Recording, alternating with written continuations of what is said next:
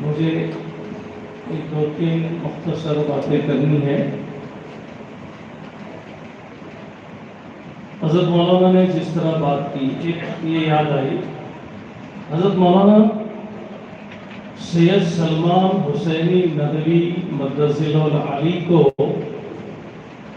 کالستا جامعہ فیض القرآن کے سالانہ جلسے میں مدعو کیا گیا تھا، اور اس میں صدارت تھی حضرت مولانا سید شوکت صاحب رحمۃ اللہ علیہ۔ مولانا نے جس قسم کا ابھی آپ کے سامنے خطاب فرمایا، اس پر میں کچھ نہیں کہوں گا، اس کو کچھ الفاظ میں بیان نہیں کروں گا۔ مختصراً یہ بتانا چاہتا ہوں کہ ایک مثال دے کر کہ حضرت اس کے بعد حضرت مولانا سید شوکت صاحب سے جب خطبہ صدارت کے لیے کہا گیا تو آپ نے فرمایا اب اس کی نہ گنجائش ہے نہ ضرورت ہے، بہت ہو گیا، ورنہ اب اس کا اثر باقی نہیں رہے گا۔ کتنی بڑی بات کہی تھی مولانا نے۔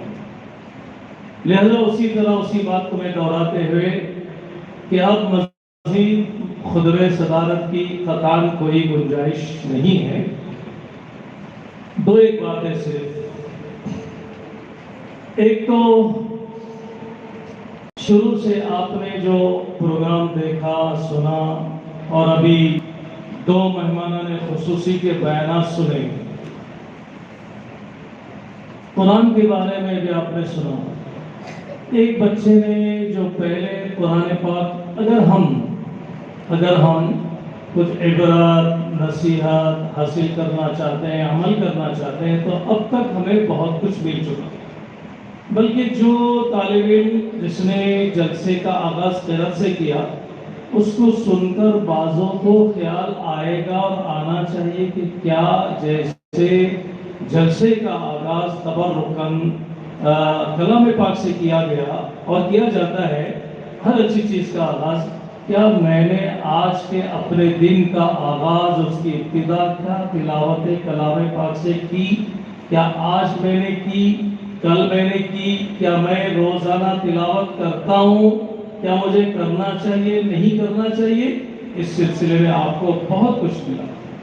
دوسرا جوانوں، ہمیں اگر قرآن پاک کو پڑھنے سننے کا جو ہے کہ پڑھنے اور سننے کی توفیق ہو جائے اور اس کا لطف اور اس کی حلاوت مل جائے، تو آپ یہ گانے بجانے اور فضولیات سننا دیکھنا بند کر دیں گے، آپ قرآن کریم کے دیوانے ہو جائیں گے۔ جی اسی طریقے سے اس کے بعد آپ نے حمدنات کے نغمے سنے۔ یہ جوانوں کو پیغام دیتا ہے کہ اگر آپ کو قرآن پاک سننا ہے اور قرآن پاک ایسے نغمات سننے ہیں تو یہ حمد و نغمات سنیے، تاکہ اللہ اور اس کے رسول صلی اللہ علیہ وسلم کی محبت سے اور ایمان سے ہمارا دل گرما جائے، نرما جائے۔ لہذا شروع سے آخر تک بہت کچھ ہمیں پیغام ملا، اور امید ہے کہ ان حضرات نے جو کہا، جس جذبے سے کہا، اب ہمارا رابطہ آنا جانا، طلباء کو بھیجنا اور کس قسم کے طلباء کو بھیجنا مدرسے میں، انشاءاللہ اس پر عمل ہو۔ دوسری بات یہ ہے کہ جیسے عصری تعلیم اور دیگر چیزوں کے متعلق آپ کے سامنے بات ہوئی، ہماری یہ قوم مسلم تعلیم کے معاملے میں پسماندہ قوم مانی جا رہی ہے۔ افسوس یہ ہے کہ جیسے مولانا نے فرمایا، ہمیشہ یہ بات سامنے آتی ہے کہ مدارس میں کمزور طلباء کو بھیجا جاتا ہے، ان کو بھی اللہ قبول فرماتا ہے محنتوں کی برکت سے، اساتذہ کی اور ماحول کی برکت سے، اور وہ بچے اسی میں سے اللہ قبول کرتا ہے، حافظ عالم قاری مفتی فاضل قاضی بن جاتے ہیں، اور اسی کے ساتھ اب جو ہے زمانے کے تقاضے کے مطابق ان کے ساتھ عصری تعلیم کو بھی مضبوطی کے ساتھ جوڑ دیا گیا ہے۔ مگر ہمارے قوم پسماندہ آخر کیوں ہے؟ لوگ ہنستے ہیں، بولتے ہیں کہ یہ سارے بچے عالم حافظ بن کر کیا کریں گے، ان کا مستقبل کیا، ان کی روزی روٹی کیا؟ سوال یہ ہے کہ 98% صرف طلباء مدارس میں آتے ہیں اور 98% طلباء یہ اسکول میں جاتے ہیں، اس کے باوجود ہمارے طلبہ اسکول میں 98% جانے والے طلبہ آگے کیوں نہیں بڑھتے، اعلیٰ تعلیم حاصل کیوں نہیں کرتے، اور پھر تعلیم پر آپ کی قرآن کے معجزے کی طرف اشارہ کیا۔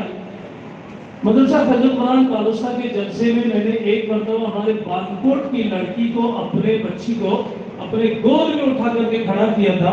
اس وقت وہ 4.25 سال کی بچی تھی اور ماشاءاللہ 22 پارے کی مکمل پختہ حافظہ تھا، اور پھر مزید 6 مہینے کے بعد مکمل 4.25 سال کی عمر میں وہ بچی مکمل حافظ قرآن بن گئی، حافظہ بن گئی۔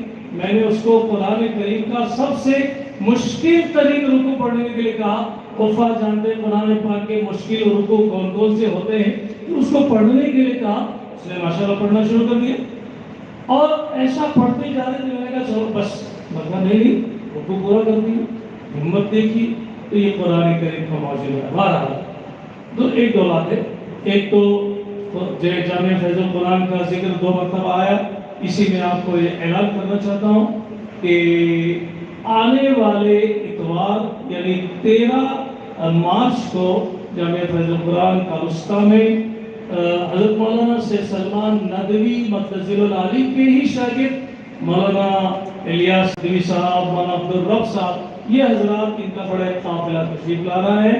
آپ حضرات سے گزارش ہے کہ آپ حضرات ضرور تشریف لائیں، جلسے میں شرکت فرمائیں۔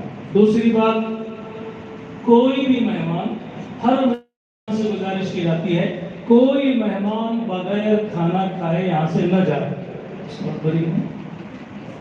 جی ابھی فوراً اذان ہوگی، ایک طرف جماعت بھی چلتی رہے گی، دوسری طرف کھانے کا سلسلہ بھی چلتا رہے گا، جماعتیں ہوتی رہے گی اور کھانے کا بھی سلسلہ چلتا رہے گا۔ تیسری بات یہ ہے کہ چونکہ یہ مدرسہ درمیان میں ہے اور ایک بڑی بستی باہر ہے، اور دونوں سمت سے، ادھر سے اور ادھر سے تقریباً 3 کلومیٹر بستی اور مساجد دور ہے، لہذا دونوں طرف بسنے والے جو ہے مسلمانوں کے لیے یہاں مدرسے میں 5 وقت کی نماز اور رمضان شریف کی تراویح وغیرہ کا انتظام رہے گا۔ اس سے بھرپور فائدہ اٹھایا جائے، اور اسی طریقے سے جو مکتب کا اعلان کیا گیا ہے اس سے بھی اس کو بھی جب اس کا آغاز ہوگا اعلان کیا جائے گا، اس کا بھی فائدہ اٹھایا جائے۔ لہذا اطراف والے پابندی کے ساتھ نماز کے لیے تشریف لائیں، آپ کا انتظام کیا گیا ہے۔ وآخر دعوانا